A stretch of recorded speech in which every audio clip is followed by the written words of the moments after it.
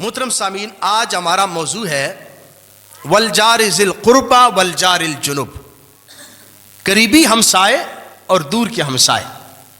رسول اکرم نور مجسم شفیع معظم صلی اللہ علیہ وسلم نے صحابہ علیہ مردوان کو حکم دیا کہ مسجد کے دروازے پر کھڑے ہو کر باہر گلی میں یہ اعلان کر دو کہ 40 گھروں تک ہمسایہ ہے، اطراف میں، مشرق میں، مغرب میں، شمال میں، جنوب میں، جہاں انسان کا گھر ہے وہاں سے چاروں طرف اطراف میں 40 گھر جہاں تک بنتے ہیں وہاں تک انسان کو ہمسائے کے حقوق ادا کرنے چاہیے۔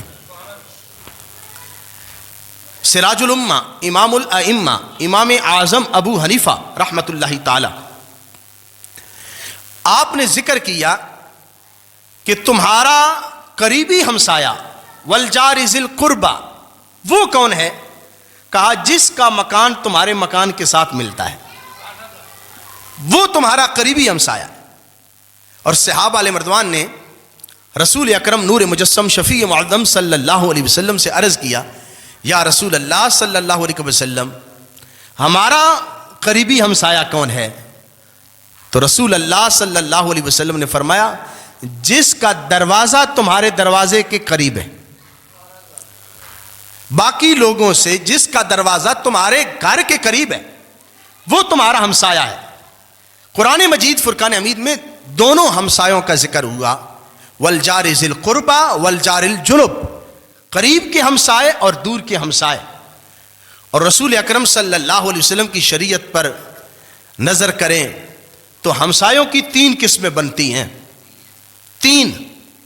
پہلی قسم اس ہمسائے کی ہے جس کا آپ کے ساتھ رشتہ ایمان کا ہے، مسلمان ہمسایہ، اور آپ کا رشتہ دار بھی ہے اور ہمسایہ بھی ہے، پڑوسی ہے۔ یہ 3 صورتیں بنتی ہیں ایک مسلمان کے ساتھ، کہ آپ کا ایمان کا بھی رشتہ ہو، ہمسائے کا بھی رشتہ ہو، اور پھر رشتہ داری کا بھی رشتہ ہو۔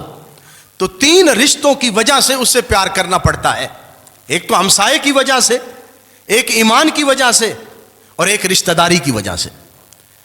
اور دوسرا ہمسایہ وہ ہے کہ جس کے ساتھ آپ کا رشتہ داری کا تعلق تو نہیں لیکن ایمان کا تعلق ضرور ہے کہ یہ میرا مسلمان بھائی ہے، جس شریعت میں میں ہوں اسی شریعت میں یہ ہے۔ تو ایمان کا تقاضا یہ ہے، جو سب سے بڑا رشتہ ہے، جو رشتہ داری سے بھی آگے ہے، وہ ایمان کا رشتہ ہے، یہ دوسرے نمبر کا ہمسایہ۔ اور تیسرے نمبر پہ فرمایا کہ تمہارا وہ ہمسایہ جو ذمہ ہے، جس کے ساتھ نہ تمہارا ایمان کا تعلق ہے، جو مسلمانوں کے ملک کے اندر ٹیکس دے کر زندگی گزار رہا ہے، تمہارا ہمسایہ ہے، غیر مسلم ہے، تو غیر مسلم ہمسائے کے ساتھ بھی تم اچھا سلوک کرو، اگرچہ اس کے پاس ایمان نہیں ہے اور تمہاری رشتہ داری بھی اس کے ساتھ نہیں ہے، لیکن ہے تمہارا ہمسایہ، تو تمہیں وہ حقوق ضرور ادا کرنے چاہیے جس کا شریعت مطہرہ نے تمہیں حکم دیا ہے۔